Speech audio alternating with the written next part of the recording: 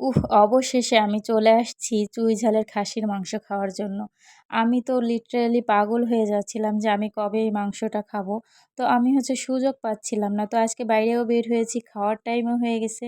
তো যেই ভাবা সেই কাজ। এসেছিলাম একটু ব্যাংকের কাজে। এসে ব্যাংকের কাজটা সারতে একটু দেরি হয়ে গিয়েছিল।